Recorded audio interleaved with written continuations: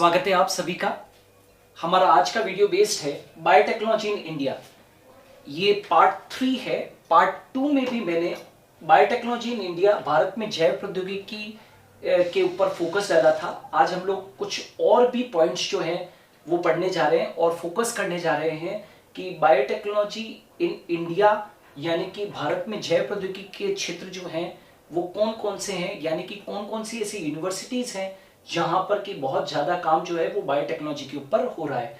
तो भारत में जैव प्रौद्योगिकी के क्षेत्र में स्थापित विशेष केंद्र मतलब वो कौन कौन सी ऐसी यूनिवर्सिटीज़ है, विश्वविद्यालय हैं जहां पर कि बायोटेक्नोलॉजी से संबंधित जो लैब्स है वो स्थापित की गई है, उनके ऊपर मैं फोकस कर रहा हूँ। वो देखिए, जवाहरलाल नेहरू विश्वविद्यालय न्यू दिल्ली, दिल्ली विश्वविद्यालय दक्षिण कैंपस न्यू दिल्ली, मदुरई कामराज विश्वविद्यालय जो मदुरई में है, बोस संस्थान जो कि कोलकाता में है, भारतीय कृषि अनुसंधान संस्थान Indian agriculture research institute new Delhi के अंदर है, भारतीय विज्ञान संस्थान Indian institute of science Bengaluru, right, आनुवांशिक अभियांत्रिकी से संबंधित ये संस्थान है, कोशिका व आणविक जीव विज्ञान केंद्र बहुत फेमस सेंटर है, कोशिका व आणविक जीव विज्ञान केंद्र हैदराबाद,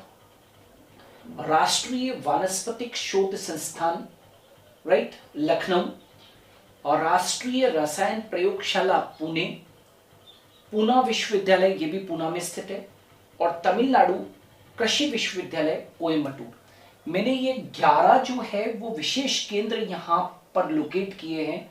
ये भारत में जैव प्रौद्योगिकी के क्षेत्र में बहुत बहुत उम्दा काम कर रहे हैं। सबसे बेहतर संस्थान जो भारत के हैं जो बायोटेक्नोलॉजी के रिसर्च से रिलेटेड है वो ये संस्थान है। और भी संस्थान है लेकिन हमने कुछ खास जो संस्थान है उनका नाम यहाँ पर लिखा है।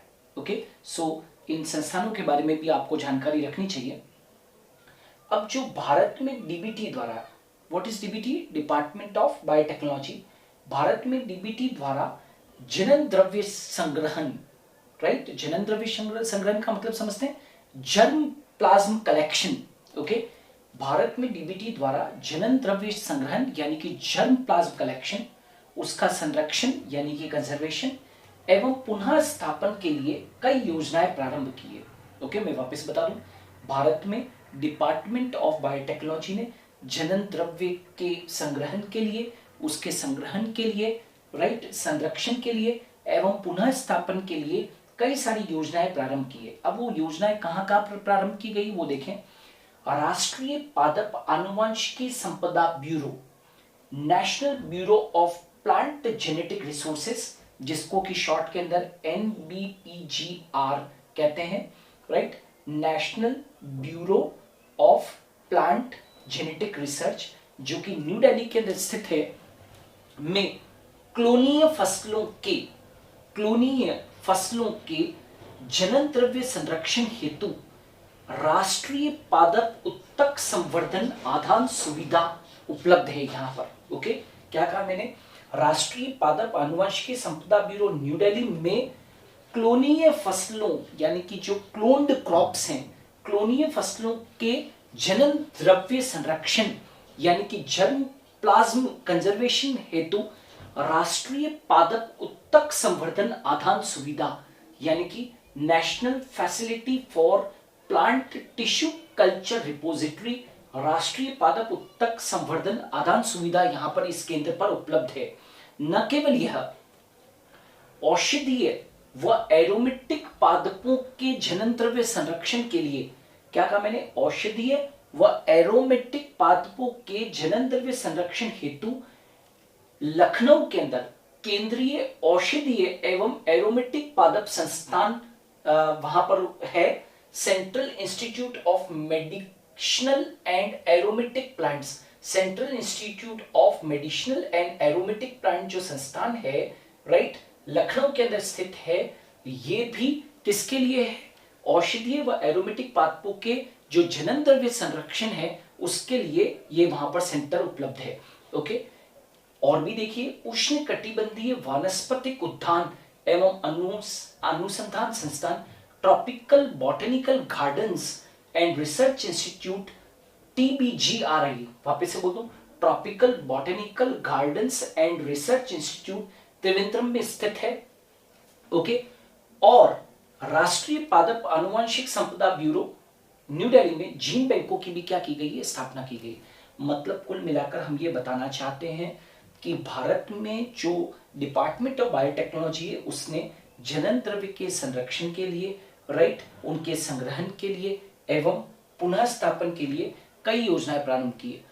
जो योजनाएं जो चल रही है वो विशेष तौर से कहां कहां पर है, एक तो NBPGR national bureau of plant genetic resources new Delhi में जो क्लोनीय फसलें हैं उनमें जनन द्रव्य का संरक्षण हेतु क्या बनाया गया है, राष्ट्रीय पादप उत्तक संवर्धन आधान सुविधा जो है वो उपलब्ध है। औषधीय व एरोमेटिक पादपों के जनन द्रव्य संरक्षण के लिए लखनऊ के अंदर केंद्रीय औषधीय एवं एरोमेटिक पादप संस्थान स्थापित किया गया है, राइट। उष्ण कटिबंधीय वानस्पतिक उद्यान एवं अनुसंधान संस्थान जो है वो त्रिवेंद्रम में स्थापित किया गया है। ओके, तो ये सब मेजर संस्थान है जो कि इसके लिए कार्य कर रहे हैं। ओके, जीन बैंक्स में अब देखिए जैसे कि ब्लड बैंक होते हैं वैसे ही आजकल जीन बैंक्स होते हैं, ठीक है।